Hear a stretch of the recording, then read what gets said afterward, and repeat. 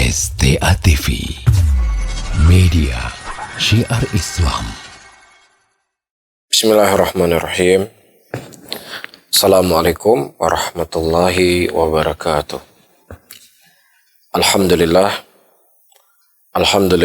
hamdan katsira thayyiban mubarakan fih mubarakan alaih kama yuhibbu rabbuna wa yarda. Wa usalli wa usallim ala nabiyina al-karim Muhammadin wa ala alihi wa ashabihi wa man tabi'ahum bi ihsanin ila yaumiddin. Saudara-saudaraku kaum muslimin dan kaum muslimat, sahabat pendengar Radio Syiar Aceh 96,1 FM dan juga Radio Kans yang ada di Kota Langsa dan Radio As-Sunnah yang ada di Takengon. Alhamdulillah pada sore hari ini kami kembali menyapa, pada pagi hari ini kami kembali menyapa para sahabat semuanya dari ruang dengar Radio Syiar Aceh 96,1 FM di Merduati.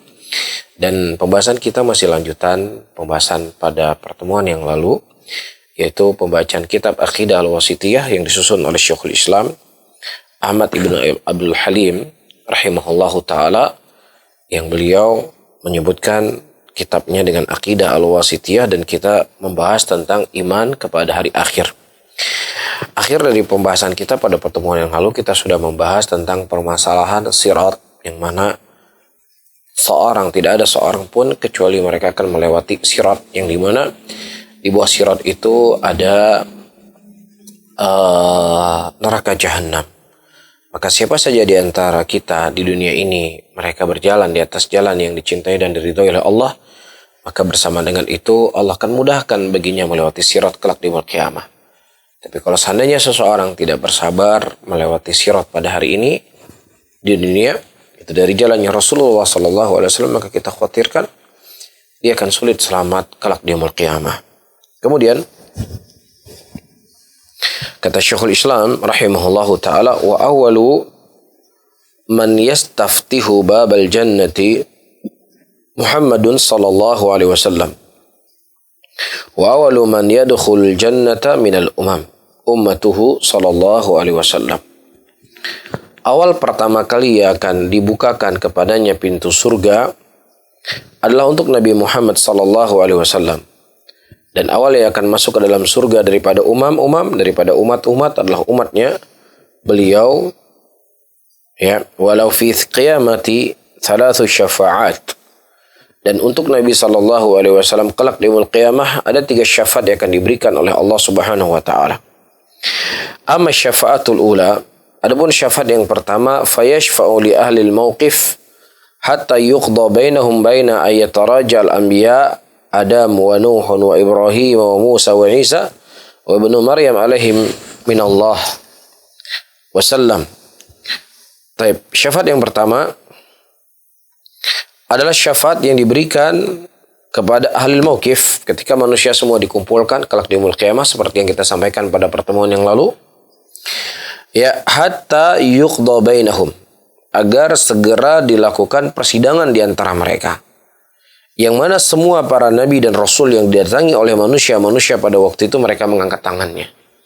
Mereka tidak mampu untuk meminta kepada Allah Subhanahu wa taala agar segera dilakukan persidangan. Kemudian Nabi sallallahu alaihi wasallam yang diberikan izin oleh Allah untuk memberikan syafaat pada waktu itu. Dan ini disebut dengan syafaatul uzma. Syafaat yang dikhususkan oleh Allah Subhanahu wa taala untuk nabinya Muhammad sallallahu alaihi wasallam. Wa amma syafaatul tsaniyah, adapun syafaat yang kedua, fayashfa'u fi ahli jannah ayadkhul jannah. Orang-orang yang mereka sudah dikhabarkan sebagai penghuni surga, kemudian diberikan syafaat oleh Nabi sallallahu alaihi wasallam agar mereka segera masuk ke dalam surga. Sebagaimana yang telah kita sampaikan pada pertemuan yang lalu, menunggu masuk ke dalam surga orang-orang yang sudah dikhabarkan gembira dengan surga tersebut menunggu ribuan tahun lamanya. Tentunya inilah penantian yang cukup lama. Tetapi dengan syafaat yang diberikan oleh Nabi Muhammad sallallahu alaihi wasallam, maka mereka akan disegerakan masuk ke dalam surganya Allah Subhanahu wa taala. Kata Syekhul Islam, wa hatani syafa'atani khassatani lahu. 2 syafaat yang kita sebutkan di atas, yaitu pertama syafaatul uzma, Ya, syafaat yang kedua adalah syafaat ahlul jannah supaya masuk dalam surga. Ini merupakan syafaat yang dikhususkan dengannya Nabi Muhammad sallallahu alaihi wasallam. Amma syafa'atu tsalitsah. Adapun syafaat yang ketiga, fayashfa'u fi man istahaqqa an-nar. Wa hadhihi syafa'atu lahu wa li sa'irin nabiyyin wa siddiqin wa ghairihim. Fayashfa'u fi man istahaqqa an-nar alla yadkhuluha wa yashfa'u fi man dakhala ay yakhruja minha.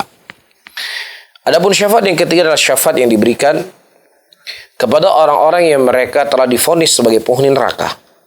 Maka syafaat ini juga tidak hanya diberikan kepada Nabi, tapi juga diberikan kepada seluruh para Nabi dan juga orang siddiqin dan selain dari mereka.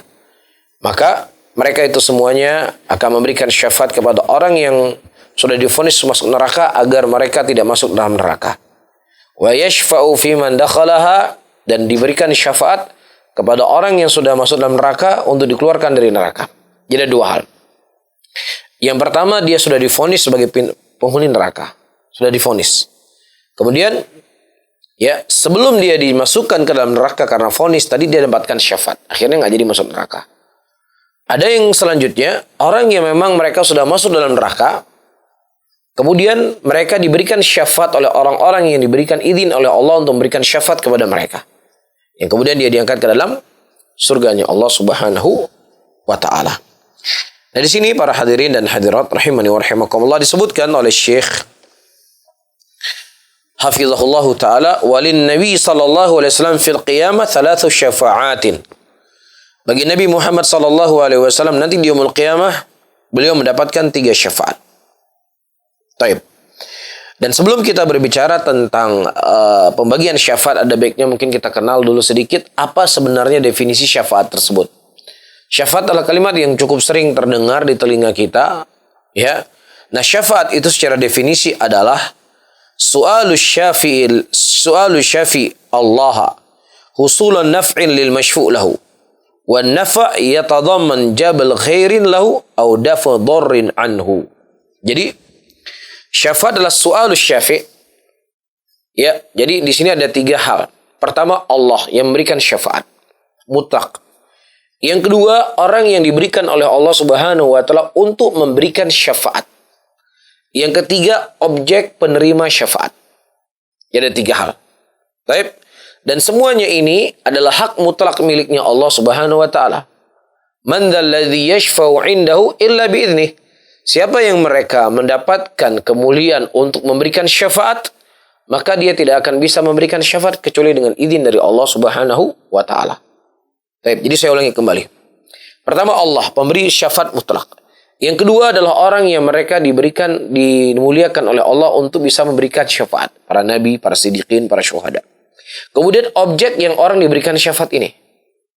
Dan pemberi syafaat ini yang diberikan oleh Allah, dia tidak bisa memberikan syafaat kepada siapapun kecuali juga dengan izin dan ridho dari Allah Subhanahu wa taala. Maka ketika hal yang saya sebutkan 3 tadi, seseorang tidak bisa dia meminta syafaat, wahai fulan, wahai nabi fulan, berikan syafaat kepada saya. Enggak. Tapi dia mengatakan, wahai nabi fulan, ya, ini kalau cerita nabinya masih hidup, mintalah kepada Allah agar Allah bisa memberikan syafaatmu untukku. Baik. Atau kita meminta, ya Allah, berikanlah syafaat nabimu untukku kelak di yaumul qiyamah. Kita mintanya sama siapa? Sama Allah. Tapi kalau kita mengatakan, ya Rasulullah, berikanlah syafaatmu untukku. Kita sebutkan tadi, Rasulullah tidak akan bisa memberikan syafaat kecuali dengan izin dari Allah.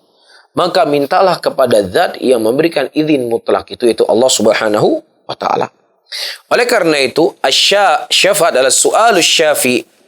Permintaan asy-syafi' yang kedua ini, dia meminta kepada Allah Subhanahu wa taala ya husulun naf'in, agar bisa mendapatkan manfaat kepada objek yang akan diberikan syafaat ini. Baik. Dan manfaat itu bisa maksudnya adalah untuk dia mendapatkan kebaikan atau untuk menghilangkan kemudaratan. Bisa difahami. Nah, kalau kita membahas dalam masalah buku akidah, ya, ada pembahasannya tersendiri yang ini akan menjadi pembahasan kita. Ada pembahasan yang sifatnya adalah sifatnya duniawiyah. Secara definisi dia termasuk dari definisi syafaat. Ya, misalnya seseorang ingin menikah dengan seorang wanita, yang mana calon laki-laki ini dia tidak dikenal atau mungkin tidak terlalu dikenal oleh si keluarga wanita tadi. Kemudian dia mendatangi seseorang, yang mana seseorang ini adalah orang yang dimuliakan dan dihormati oleh si keluarga wanita tadi. Ya, dia mengatakan, wahai fulan, berikanlah syafaatmu untuk saya, syafaatkan saya agar saya bisa menikah dengan wanita tadi. Jadi kamu berikan rekomendasi untuk saya, supaya dia percaya. Ya, itu dalam bab akad nikah, atau dalam hutang piutang. Ya, misalnya seseorang tidak dikenal, ya akhi, tolong berikan syafaat kepada saya agar saya bisa dipinjamkan uang oleh si fulan. Dan engkau kan dikenal olehnya. Ya, atau dalam pekerjaan, ya tolong syafaatkan saya supaya bisa mendapatkan pekerjaan di situ. Baik, jadi ada pembahasannya, pembahasan fikih, ahkam. Ada pembahasan yang sedang kita bahas adalah dalam bab akidah. Baik, nah di sini disebutkan syafaatul ula, syafaatu sallallahu alaihi wasallam ahlul mauqif. Fi ahlil mauqif ay yuqda bainahum wa ya syafaatul udma. Syafaat yang pertama adalah syafaat Nabi Muhammad sallallahu alaihi wasallam kepada ahlul mauqif agar mereka ya segera dilakukan persidangan seperti yang telah kita sebutkan pada pertemuan yang lalu. Yang kedua, syafaatu tsaniyah, syafaatu sallallahu alaihi wasallam li ahlil jannah yadkhuluha.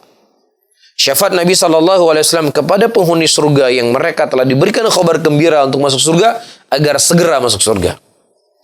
Yang ketiga, syahawahatani syafaati khasatani bihi. Kemudian yang ketiga, syafaatu sallallahu alaihi wasallam fi man istahaqqan nar. Wa hadhihi syafaatu la takhtassu bihi bal hiya lahu alisaril nabiyyin wasiddiqin wa syuhada wassalin wa ghairihim min asy-syufa'a wa hiya tatanawalu kama dzakara al-musannif rahimahullah man istahaqqan nar ala yadkhuluha wa man dakhalaha ay yakhruja minha fayandarij fiha ta'ifatani. Kata beliau, syafaat yang ketiga syafaat Nabi Muhammad sallallahu alaihi wasallam fiman istahaqqan nar, siapa yang mereka telah divonis sebagai penghuni neraka. Dan syafaat ini tidak dikhususkan kepada Nabi SAW saja, tapi ini juga berlaku untuk seluruh para nabi dan siddiqin, wasyuhada wassalihin, dan selain dari mereka daripada syufa'a, dari orang-orang yang akan diberikan oleh Allah kemuliaan untuk bisa memberikan syafaat. Wa hiya tanawalu kama dzakara al-musannif, dan ini maksud di dalam man istahaqqan nar, siapa yang mereka sudah divonis masuk neraka agar mereka tidak jadi masuk neraka. Atau siapa yang mereka sudah masuk ke dalam neraka agar dikeluarkan dari neraka. Maka fayandarid fiya ta'ifatani, maka ada dua jenis manusia di sini. Yang pertama al-mustahiqun, orang-orang yang mereka sudah berhak untuk masuk dalam neraka agar tidak masuk neraka. Yang kedua, adakhiluna finnar ayakhurujun minha. Orang-orang yang sudah masuk dalam neraka agar dia bisa keluar dari neraka. Was-sahih anna hadhi syafa'ata takhtassu biman dakhala an-nar ayakhruja minha. Wa ma syafa'ata fi man istahaqqa an-nar ala yadkhula fa at-tahqiq adamu thubutiha. Jadi setelah beliau menyebutkan dari apa yang disebutkan oleh Syekhul Islam yang sahih, syafaat itu diberikan kepada penghuni neraka khusus kepada orang yang sudah masuk neraka. Adapun orang yang sudah divonis dalam neraka dan dia belum masuk neraka, ya, maka hadisnya itu tidaklah sahih dari Nabi SAW dan tidak bisa dijadikan sebagai hujjah. Ya, jadi ada dua hal, saya ulangi kembali. Yang pertama, orang yang sudah masuk neraka dari dosa dan maksiat yang dilakukan, kemudian dia diberikan syafaat untuk ditarik ke dalam surga. Ini satu hal adalah sabit dari Nabi dan hadisnya banyak sekali. Yang kedua, dia sudah divonis masuk neraka. Sudah divonis nih, ente masuk neraka. Nah, sebelum dia masuk neraka, ya, sebelum dia merasakan adab tapi sudah divonis, kemudian datang untuk diberikan syafaat agar dia tidak jadi masuk neraka. Maka ini juga apa? Ini adalah hadisnya tidak sahih dari Nabi sallallahu alaihi wasallam. Li khuluwil qaul biha an dalilin sahihin sarihin. Ikhtara Abu Abdullah ibn al-Qayyim fi hasyiyati ala tahdhib sunan khilafan li syaikhihi wal ashbah anna aqwalahu aqwa. Dan Ibnu Qayyim rahimahullah beliau menyebutkan dalam kitabnya Hasyiyah ala Tahdhibus Sunan, beliau menyelisih daripada pendapat gurunya yang mana gurunya menetapkan syafaat ini. Adapun Ibnu Qayyim rahimahullah beliau menyebutkan syafaat tersebut tidak tsabit dari nas, ya, sehingga tidak ditetapkan. Baik. Fatasiru syafaatu tsalitsa syafaatu sallallahu alaihi wasallam fi man dakhala an-nar ay yakhrujuna minha wallahu alam. Sehingga kesimpulannya syafaat yang ketiga itu hanya khusus kepada orang-orang yang mereka sudah diberikan atau sudah masuk dalam neraka, sudah diadab, kemudian ditarik kembali ke dalam surga. Kemudian para hadirin dan hadirat, disebutkan di sini oleh Syekhul Islam Ibnu Taimiyah rahimahullah, Wa yukhrijullahu ta'ala minan nari aqwaman bighairi syafa'atin ahadin. Dan ada di sana orang-orang yang akan dikeluarkan oleh Allah Subhanahu wa taala dari neraka tanpa ada syafaat. Bal bifadli wa rahmati wa yabqa fil jannati fadlun. Ya, tetapi itu kemuliaan yang Allah berikan kepadanya dan dia akan kekal di neraka, dan dia akan kekal dalam surga selama-lamanya sebagai bentuk kemuliaan yang Allah berikan. Amman dakhala min ahli dunya fayanshi'ullahu lil jannah aqwaman fayadkhuluhum jannah wa ahwalul darul akhirah mutaaddidatun mutanawiyah wal madhkur fil kalam al musannif muhimmatiha wa tafasiliha mawjudatun fil kitab was sunnah faman arada yatahaqqaq ahwalud dar al akhirah falyuqbil alal ayatil qur'aniyah wal hadits nabawiyyah al muta'alliqah biha. Dan keadaan hari kiamat ya adalah keadaan yang beraneka ragam bentuk dan coraknya, dan musannif di sini telah menyebutkan hal yang penting-penting saja.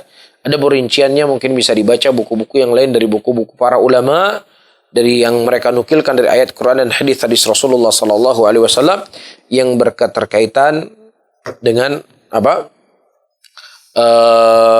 Dengan yaumul qiyamah, dengan berakhirnya pembahasan syafaat, maka berakhirlah pembahasan kita tentang beriman kepada hari akhir dari kitab Syekhul Islam Ibnu Taimiyah rahimahullahu taala. Dan insyaallah pada kajian-kajian selanjutnya kita akan membahas kitab yang lainnya ya tetap terkait tentang masalah akidah kita. Wallahu taala alam bisawab, ilmu indallahi tabaraka wa taala.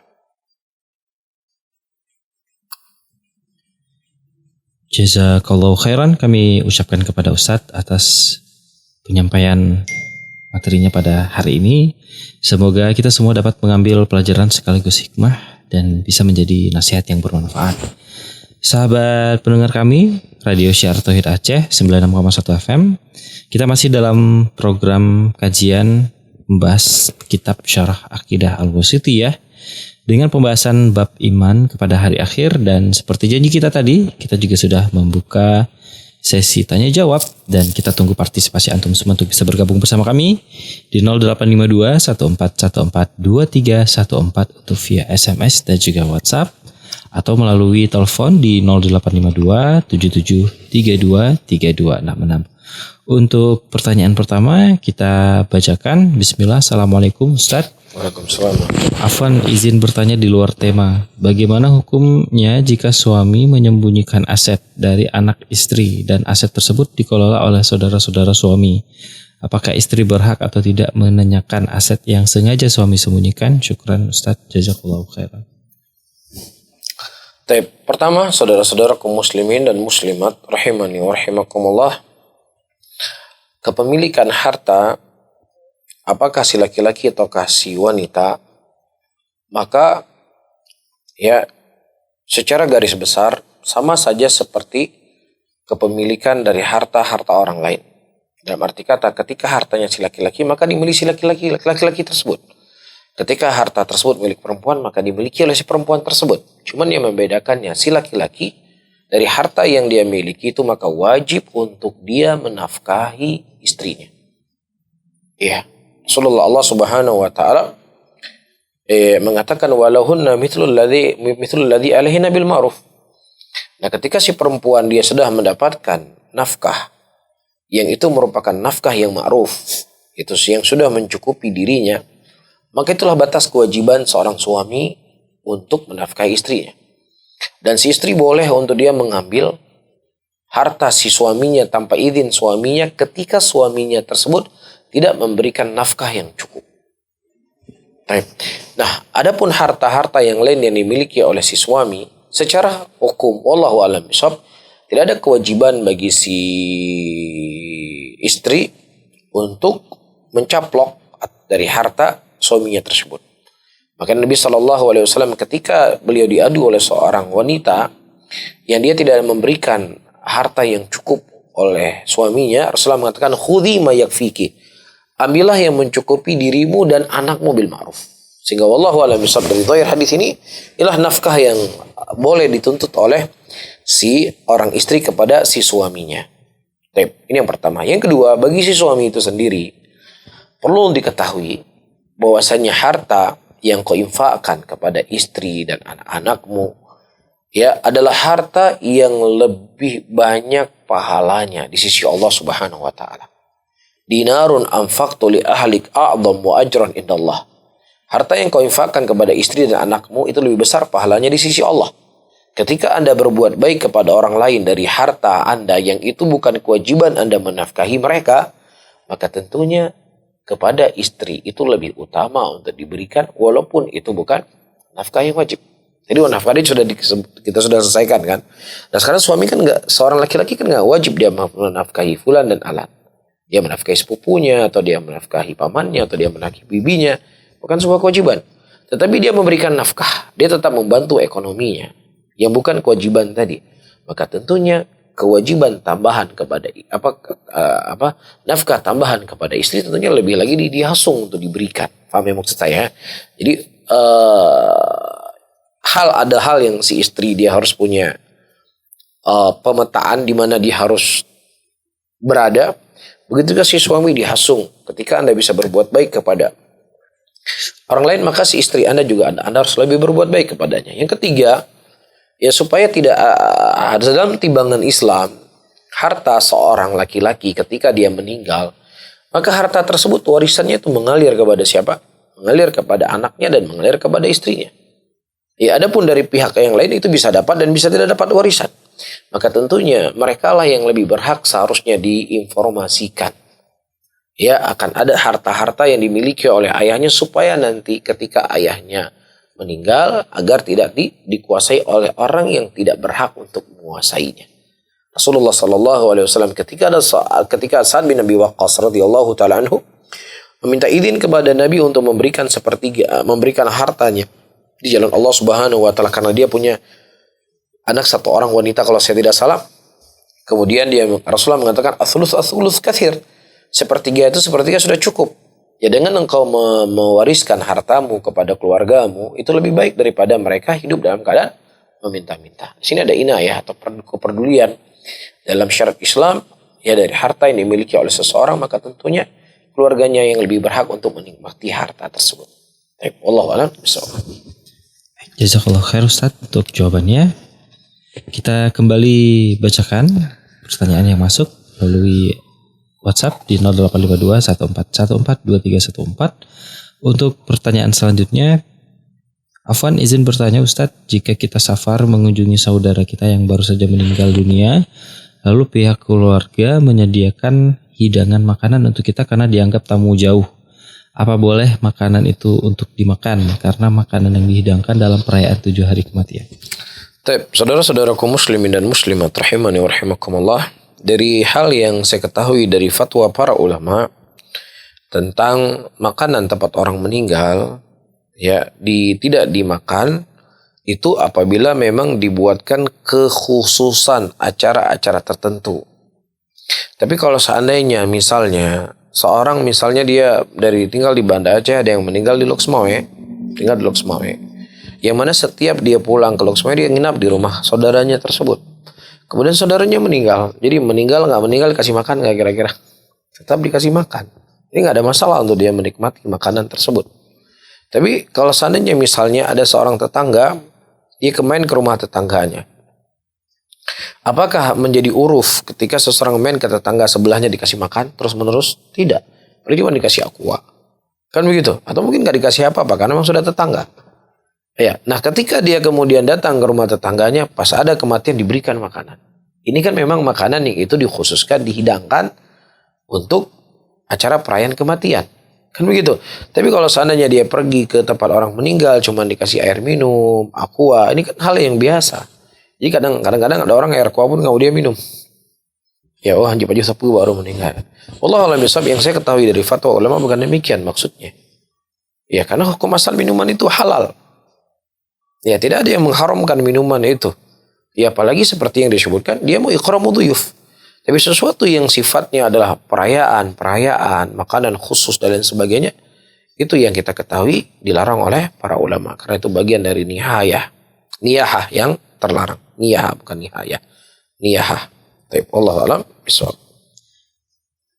Baik, kita kembali bacakan untuk beberapa pertanyaan yang insya Allah sesuai dengan tema kita pada hari ini, yaitu membahas tentang bab percaya dengan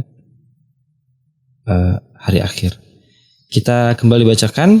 Bismillah. Assalamualaikum Ustaz. Bagaimana memahami syafaat yang benar? Karena banyak kaum muslimin menganggap bahwa orang alim tersebut bisa memberikan syafaat ke mereka yang mencintai orang alim tersebut. Tadi kita sudah menyebutkan bahwasannya seorang alim, ya, misalnya mereka diberikan syafaat oleh Allah untuk memberikan syafaat kepada objek tertentu dari manusia. Maka si alim ini tidak bisa memberikan syafaat kecuali dengan izin Allah Subhanahu wa taala. Maka izin mutlak itu datang dari Allah. Maka kita mintalah, ya Allah, berikanlah syafaat nabimu atau orang-orang yang kau muliakan mereka dengan syafaat untukku. Sama Allah kita minta. Jangan kita minta kepada seorang wali ke kuburnya, ya wali fulan, bantulah saya, berikanlah syafaat kepada saya. Ini tidak dibolehkan karena syafaat itu bagian dari doa. Ya boleh nggak kita mengatakan fulan masukkan saya dalam surga, fulan tolong saya nanti di yaumul qiyamah, fulan bantu saya dalam kubur, boleh atau tidak? Itu meminta doa yang dia tidak mampu untuk memberikannya. Nah begitu juga syafaat, dia tidak akan mampu untuk memberikan syafaat kecuali dengan izin dari Allah Subhanahu wa taala. Ya bukan tidak boleh minta syafaat. Anda minta syafaatnya bagaimana? Ya Allah, berikanlah syafaat orang yang akan kau berikan syafaat kepada mereka untukku nanti. Kita nggak mengatakan terlarang, itu dibolehkan. Tapi hal yang dilarang ketika kita minta syafaat, ya fulan berikanlah syafaatmu untukku. Ya, nasi fulan ini tahu dari mana dia, kita tahu dia dapat syafaat, tahu dari mana. Tapi kalau Nabi jelas, Nabi akan memberikan syafaat. Itu pun kita meminta kalau Nabi masih hidup, para sahabat meminta, ya Rasulullah, doakanlah kepada saya agar saya bisa masuk surga tanpa adab, tanpa hisab. Kan begitu mereka mintanya kepada Nabi. Mintalah kepada Allah, mohon kepada Allah. Makanya ketika orang-orang mereka berada di mauqif pada waktu itu menunggu berada di surga dan neraka, mereka mengatakan kepada para nabi, wahai para nabi, mintalah sama Allah, mohonlah agar segera lakukan persidangan. Jadi segeralah minta agar Allah memberikan syafaat kepada kami. Itu mereka minta. Mereka nggak mengatakan, ya Adam selamatkanlah kami. Enggak. Wahai Isa selamatkanlah kami. Wahai Isa sergakan. Enggak. Wahai Musa selamatkan kami. Enggak. Mereka katakan, mohonlah kepada Allah agar Allah Subhanahu wa taala segera melakukan persidangan. Berikanlah syafaat kami di depan Allah agar Allah bisa menyelesaikan menyidangkan kita semuanya. Itu yang diminta oleh orang-orang yang pada waktu itu mendatangi para nabi dan mendatangi para rasul. Wallahu a'lam bishawab. Jazakallah khair Ustaz untuk jawabannya. Mudah-mudahan bisa menjadi nasihat untuk kita semuanya. Kita kembali bacakan untuk pertanyaan selanjutnya yang sudah masuk melalui via SMS di 0852 1414 2314. Assalamualaikum. Semoga Allah memberikan hidayah kepada kita. Bagaimana cara yang benar dalam kita meminta atau berharap syafaat dari Allah di akhirat? Apakah ada doa yang sahih atau amalan apa agar bisa mendapatkan syafaat tersebut? Wallahu a'lam bishawab. Ya, wallahu a'lam, saya tidak tahu apakah ada doa yang khusus. Ya, namun tidak ada masalah seperti yang kita sebutkan tadi. Ya Allah, berikanlah syafaat nabimu untukku kelak di yaumul qiyamah. Ya Allah, muliakanlah aku dengan syafaat Nabi Muhammad sallallahu alaihi wasallam. Ya tentunya di antara amalan yang paling mulia yang harus kita lakukan, kita harus mentauhidkan Allah. Iya, kita harus mensucikan ibadah hanya kepada Allah dan menjauhi kesyirikan. Karena orang yang mereka berbuat syirik, mereka tidak akan berhak untuk mendapatkan syafaat. Hanya orang-orang yang mereka mentauhidkan Allah lah, yang mensucikan ibadah hanya kepada Allah, mereka lah yang berhak untuk mendapatkan syafaat ya di sisi Allah Subhanahu wa taala kelak di yaumul qiyamah. Nah, wallahu a'lam bishawab. Jazakallah khair Ustaz untuk jawabannya. Untuk pertanyaan selanjutnya dari Ahmad di Melabuh. Apakah Ustadz kita boleh secara pribadi berdoa kepada Allah agar bisa memberikan syafaat kepada orang yang kita cintai? Karena dalam hadis dan Al-Quran telah disebutkan ciri mereka yang mendapat memberikan syafaat. Namun Allahu a'lam bishawab. Adapun meminta sama Allah, apapun kita bisa minta sama Allah. Selama bukan doa-doa ya tidak.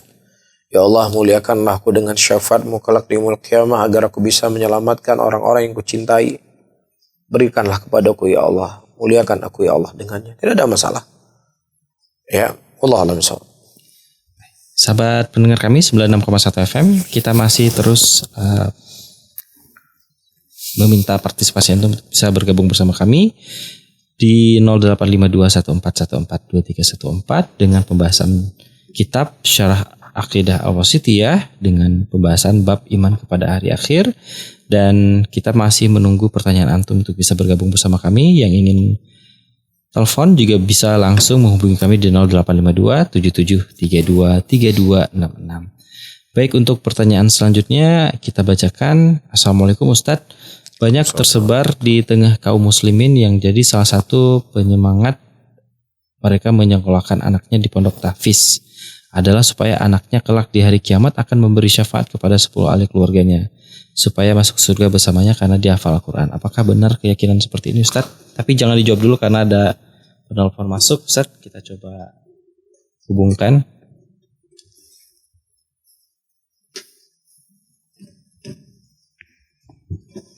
Ya, halo, Assalamualaikum.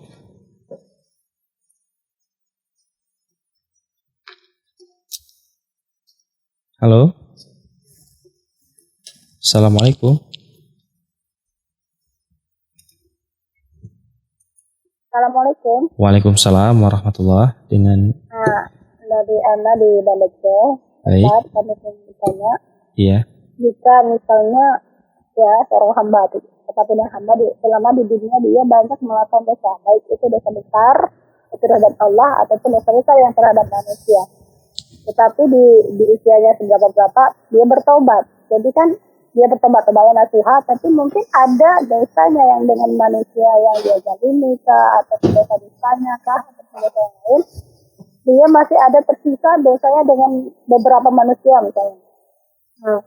Jadi apakah jika seandainya dia sudah bertobat dan dia cuma mungkin memperbaiki sholatnya gitu, terus akhlaknya juga, terus dia setiap hari beristighfar sebanyak 1000 kali ataupun mungkin 1000 kali, dan juga dia bersalawat sampai 10.000 kali sehari, apakah di hari kiamat nanti dan sudah tobat nasihat, sedangkan dia tahu apakah Allah itu sudah mengampuni semua dosa yang dia perbuat, sebanyak dosa banyaknya dosa yang dia perbuat di dunia, tapi dia sudah bertobat. Kan dia tidak tahu kalau dia sudah kata diampuni dosa saya gitu, tapi dia yakin aja dalam hati saya sudah menyesal dan meninggalkan semua dosa yang pernah saya lakukan dulu gitu, lalu.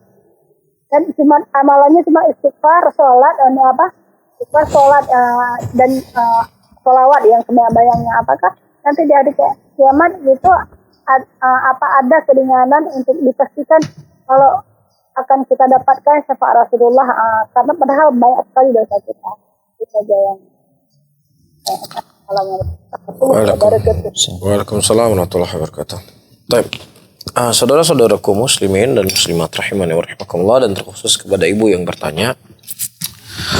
Baik, kita ketahui selama seseorang itu tidak berbuat kesyirikan dan tidak berbuat kekufuran, maka Allah mengatakan innallaha la yaghfiru asyraka bihi wa yaghfiru ma duna dzalika liman yasha. Sesungguhnya Allah Subhanahu wa taala tidak mengampuni dosa kesyirikan dan mengampuni dosa selain daripada kesyirikan siapa yang Allah kehendaki. Dan ayat ini pun maksudnya adalah ketika dia tidak sempat bertobat.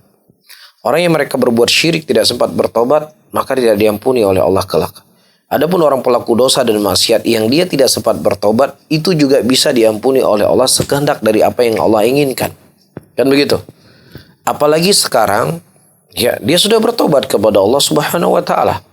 At-taubah yuhdam bima qablahu. Maka tobat itu kata Rasulullah sallallahu alaihi wasallam adalah menghilangkan apa yang sebelumnya dari dosa dan maksiat yang dilakukan, terkhusus maksiat dan dosa dia antara dia dengan Allah Subhanahu wa taala dengan taubatun nasuha. Apa itu taubat nasuha? Yang pertama dia menyesali apa yang dia lakukan. Yang kedua dia berniat kuat untuk tidak mengulangi kembali. Yang ketiga, di detik itu juga dia akan meninggalkan dosa yang dibenci oleh Allah Subhanahu wa taala tersebut. Dan keempat, dia menambah amalan-amalan kebajikan untuk menutupi apa yang dilakukan dari kejelekan. Itu apabila hubungan dia dengan Allah. Nah, apabila dosanya yang dibuat kepada manusia, kalau misalnya dia mencuri harta orang, dia ambil harta orang secara zalim, maka cara dia bertobat dengan tobat yang kita sebutkan tadi, kemudian ditambah untuk dia mengembalikan harta orang yang dia pernah dia zalimi, harta orang yang pernah dia curi, atau orang yang dia ghibahi, dia membayar kafarohnya dengan cara dia bertobat dan dia menyebutkan kebaikan orang-orang yang pernah dia ghibahi dan yang semisalnya. Nah, kalau seandainya pun dia tidak bertobat dari sisi ini, maka kita sebutkan tadi apa? Wa yaghfiru ma duna dzalika liman yasha. Allah mengampuni siapa yang Allah Subhanahu wa taala kehendaki. Bisa difahami di sini, maka seseorang hendaknya dia memiliki dua sifat, yaitu sifat roja, sifat pengharapan kepada Allah agar Allah Subhanahu wa taala mengampuni dosa-dosanya. Dan yang kedua ada sifat khauf, dia khawatir Allah Subhanahu wa taala tidak mengampuni dosanya sehingga dia berusaha sekuat tenaga untuk setiap saat memperbaiki dirinya, beristighfar kepada Allah dan juga untuk memperbaiki dirinya antara dia dengan manusia. Dan Allah masih memberikan kesempatan kita umur, maka pergunakanlah umur itu sebaik-baik mungkin untuk kita berbuat baik, hubungan kita dengan Allah dan juga hubungan kita dengan manusia yang selama ini bermasalah kita perbaiki. Ya, supaya matinya kita dalam keadaan tidak ada membawa dosa di hadapan Allah Subhanahu wa taala kelak di yaumul qiyamah. Dan selanjutnya syafaat. Syafaat itu diberikan oleh Allah Subhanahu wa taala ya untuk Rasulullah akan memberikan syafaat di antaranya kepada apa? Kepada usah, kepada orang yang mereka sudah masuk neraka dimasukkan dalam surga. Ya, jadi orang yang berbuat dosa tidaklah mereka terhalangi dari syafaat Nabi SAW. Tapi yang terhalangi dari syafaatnya Nabi Muhammad SAW adalah orang-orang yang mereka mati dalam kekufuran. Tapi wallahu a'lam bishawab. Jazakallah khair Ustaz untuk jawabannya. Mudah-mudahan bagi yang penanya tadi juga bisa mendapatkan jawaban dari yang telah disampaikan oleh Ustaz tadi. Berikutnya kita kembali bacakan pertanyaan yang tadi sempat terpending Ustaz dari ikhwan kita juga. Kita ulangi pertanyaannya. Bismillah Ustadz, banyak tersebar di tengah kaum muslimin yang terjadi salah satu penyemangat mereka dalam menyekolahkan anaknya di pondok tahfiz supaya anaknya kelak di hari kiamat akan memberi syafaat kepada 10 ahli keluarganya supaya masuk surga bersamanya karena dia hafal Quran. Apakah benar keyakinan seperti ini Ustadz? Pertama, wallahu a'lam bishawab, saudara-saudara kaum muslimin dan muslimat, dari sepengetahuan yang saya ketahui dari bacaan saya yang mungkin di sana ada informasi yang lain, hadis tentang penyebutan anak seorang yang hafal Quran dia akan menyelamatkan 10 orang. Ya, itu tidaklah sabit dari Nabi SAW. Akan tetapi di sana ada orang-orang yang soleh, orang-orang yang taat kepada Allah, dan tentunya orang yang membaca Quran, hafidul Quran dan mengamalkan Al-Quran. Tidak ada keraguan, insya Allah mereka adalah orang-orang yang soleh. Maka orang-orang soleh inilah yang akan memberikan nanti syafaat ya kepada orang-orang yang mereka berhak untuk mendapatkan syafaat dengan izin dari Allah Subhanahu wa taala. Bisa difahami ya? Jadi saya jelaskan kembali. Apakah ada nas sabit khusus seorang yang menghafal Quran menyelamatkan 10 orang? Sepengetahuan yang saya ketahui hadisnya tidak sahih. Tidak sabit dari Nabi. Tetapi dia masuk ke dalam golongan orang-orang yang soleh. Orang yang soleh, orang-orang yang bertakwa, mereka akan diberikan kemuliaan oleh Allah untuk memberikan syafaat kepada siapa yang diizinkan oleh Allah untuk diberikan syafaat tersebut. Hafal Quran, bagian kesolehan, iya itu bagian kesolehan. Maka hendaknya seseorang tetap dia menghafal Al-Quran walaupun kalau hadisnya nggak saya kakek hanya jadi aku hafal Quran. Ya banyak di sana kemuliaan dan keutamaan orang yang menghafal Quran. Ya ketika kita menyebutkan hadis ini tidak sahih bukan berarti di sana ada hadis-hadis yang lain menyebutkan tentang kemuliaan orang-orang yang menghafal Al-Quran. Tapi jadi masuk dalam golongan orang-orang soleh. Jazakallah khair Ustaz untuk jawabannya. Dan bagi sahabat pendengar kami di 96,1 FM, kita masih menampung untuk satu pertanyaan lagi. Insya Allah menjadi pertanyaan terakhir kita yang masuk di 0852 1414 2314. Kembali kita bacakan untuk pertanyaan terakhir. Assalamualaikum Ustaz, apakah harta warisan yang dijual ada kewajiban dalam kita membayar zakat? Jazakallahu khairan. Wallahu a'lam bishawab. Zakat itu dikeluarkan ketika sudah sampai nisab dan sampai haul. Ya kalau misalnya harta warisan tersebut sudah sampai ke nisabnya. Misalnya bapak meninggal pas kebetulan sampai nisab, itulah hutang si bapak. Maka di antara harta itu warisan yang pertama adalah membayar hutang. Ya hutangnya Allah lebih berhak untuk dibayar daripada hutangnya manusia. Ya bapaknya misalnya punya hutang dengan manusia dibayarkan. Maka hutangnya Allah lebih berhak untuk dibayar. Di antara bentuk hutangnya Allah adalah apa? Zakat. Yang dia wajib untuk dikeluarkan. Tapi kalau seandainya misalnya zakatnya itu sudah dibayar, Ya misal zakatnya sudah dibayar oleh bapaknya, kemudian setelahnya bapaknya meninggal 2 bulan. 2 bulan setelahnya bapaknya meninggal. Ya berarti kan masih ada 10 bulan lagi sampai ke haul. Maka tidak ada kewajiban di situ untuk bayar zakat. Kecuali di sana nanti ada zakat-zakat tijarah, yaitu tanah yang memang tanah itu diperjualbelikan, atau misalnya toko, ruko yang diperjualbelikan, ya. Maka ketika dia dijual, ya sudah dia dikeluarkan zakat dari ruko tersebut yang diperjualbelikan. Tapi kalau rumah yang ditinggal dan sebagainya, tidak ada keharusan untuk membayar zakat.